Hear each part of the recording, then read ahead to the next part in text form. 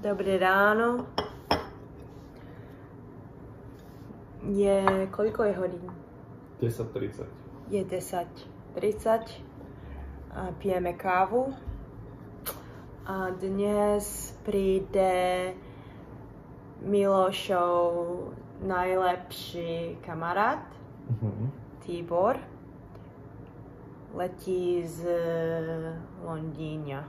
Londýna. Oni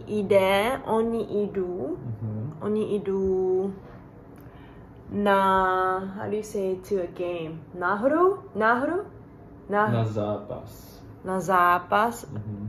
Basketbalový. Oni idú na basketbalový zápas v San Francisku. A ja budem so sagrou. So sestrou. Teraz som hrozne unavená, lebo včera som dala melatonín, aby som mohla zaspať.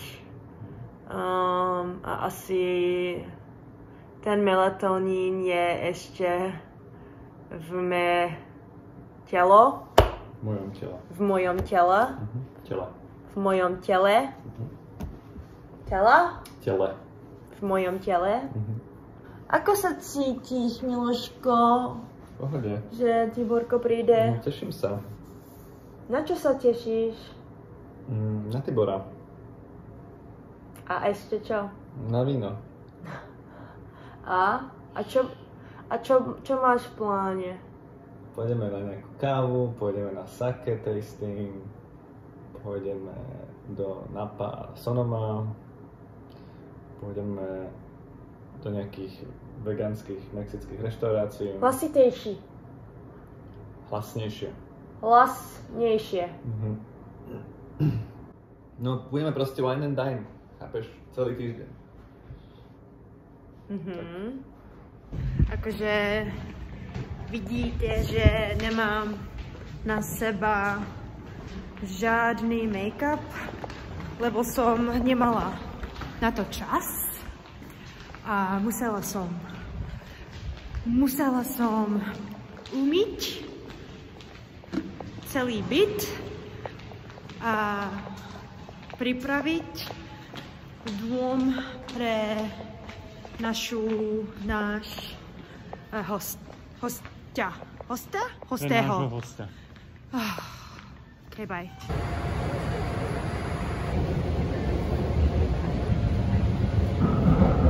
The next station is 12th Street. Stretli sme sa s Tiborom na BART stanici a potom sa náš deň začal.